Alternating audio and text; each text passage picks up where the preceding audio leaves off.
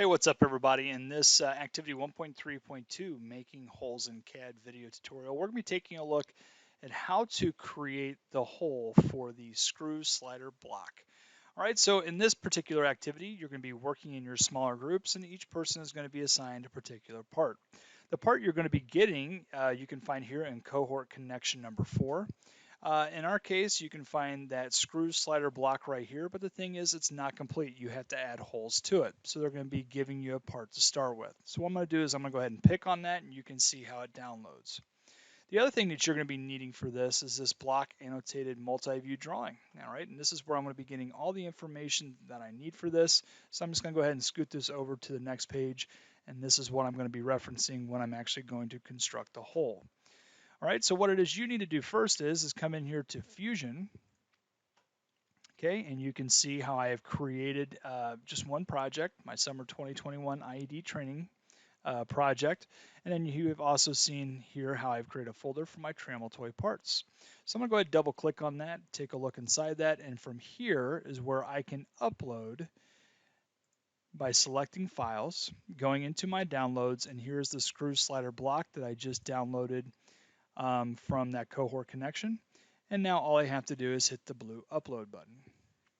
Okay, so we can see the status bar on that. We can see now that this is complete. So all we have to do is hit close. Now what I can do is come here to my screw slider block. I can open that up. And now is probably a good opportunity to come out here and begin orienting this, okay, into something that looks maybe a little bit closer to what we're seeing in the actual drawing itself.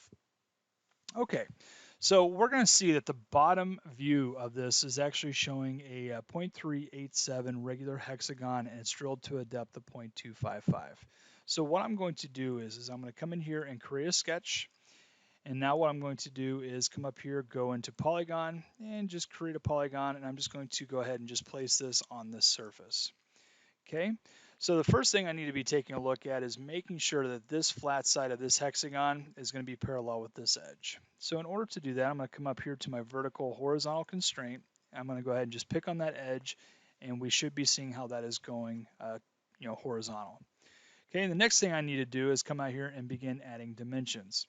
Okay, so I'm going to add a dimension from the center point of my hex to this edge right here. Okay, and that needs to be a distance of 0.367. Okay, so that's going to slide that over.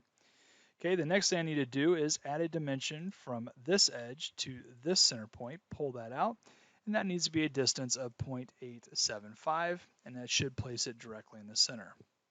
Okay, so now once I have that done, I need to be making sure that we do have a dimension, okay, across the flats for this hexagon. Okay, and that is indicating that that should be a distance of 0.386. Okay, so we've now created the correct size on that. So we're done making that hexagon. So I'm gonna go ahead and finish the sketch, and now I can go ahead and do an extrude of this, but we need to be making sure that this is going in as a cut. So I'm gonna go ahead and just pull down on this a little bit, okay, and the distance that this needs to come down, and my indicator right here is, or my number right here is indicating that this is a negative direction. So I'm gonna say this is negative 0.255. Okay, so I've gotten that. I'm gonna go ahead and hit enter. Okay, and then we can go ahead and just take a look. We can see that that hexagon has been extruded down. All right, so the last thing we need to do is come in here and add this hole. That's going to go all the way down through the center of this. So I'm going to go ahead and create a sketch. Okay, we could create a sketch with this and just simply draw a hole, or what we can also do is come in here and say I just want to use the hole feature. So I'm going to go into hole feature, and I'm going to just pick on this face right here. Okay, so what we're going to need to know first is what the dimension is from here to here, and that looks like that is a dimension of 0.875. Okay, and my second reference is going to be this edge right here, and that needs to be a distance of 0.367. Okay, the last thing I need to do is go ahead and input what my diameter is. In our case, it's going to be 0.177, so I can go ahead and scroll down. Okay, and then just change this bottom dimension to 0.177. And then my extents on this, it needs to be a through all hole. So now all I have to do is hit OK.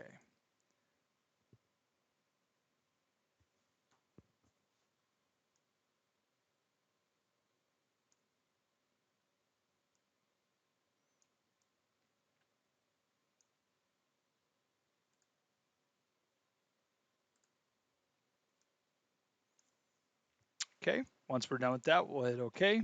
All right, and now we can see that that hole has been constructed.